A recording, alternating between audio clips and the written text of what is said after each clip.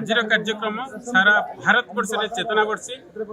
जगतगुरु शंकराचार्य निर्देश क्रमे सारा भारत वर्ष में गोमाता को राष्ट्रमातार घोषणा कर उद्देश्य होची गोहित जगत कल्याण गोमाता विश्व प्राणीर प्राण समस्त चिंताधारा एवं गीता शास्त्र भागवत महाभारत आरंभ करी सनातन धर्म सुरक्षा उद्देश्य गोमाता सुरक्षा नितांत आवश्यक साधु सन्तों ठारू आरंभ करी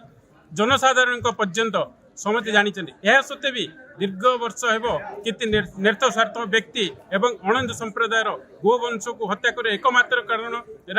राष्ट्र को ध्वंस करने उद्देश्य और सनातन धर्म को ध्वंस करने उद्देश्य दीर्घ दिन धरी प्रयास जारी रखिंट नहीं आज जो मुक्ति अखिलेश्वर जी महाराज जी निर्देश क्रमे ओडिशा रे जो कार्यक्रम है नैष्टिक भाव गोटे वार्ता आम शिखिलु जो माने जो विभाग अच्छा पुलिस विभाग आरंभ कर विचार विभाग पर्यंत जदि गोमाता सुरक्षा परिवर्ते गोमाता को हत्या कर कौन प्रवर्तन से केवे सेवक नुहति राष्ट्र सेवक नुहति गो सेवक नुहति के द्वारा कौन गोटे भल कार्य राज्य हो पार ना मुझे कहूँ चाहे जड़े आईनजीवी हिसाब से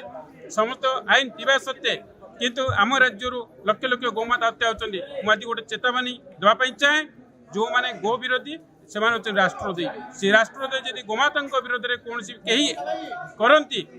जो मैंने देखती से भी दोषी आज महाराज जी वाणी अनुसार जो मैंने कार्य संपृक्त था से भी दोषी आज आम स्पष्ट भाव शपथ नहीं गोमातार सुरक्षा आम बर्तमान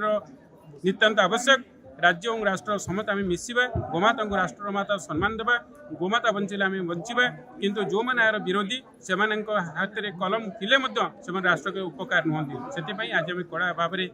महाराज जी वाणी को अक्षर अक्षर पालन करने शपथ नेलु जय गोमाता। मोबाइल फोन और सांगसाथी आपण पिलाटीर पाठपढ़ा और कैरियर को प्रभावित करुछि कि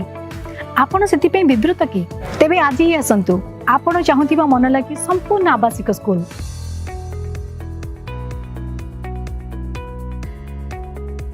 TSG गुरुकुल गोठपाटण भुवनेश्वर।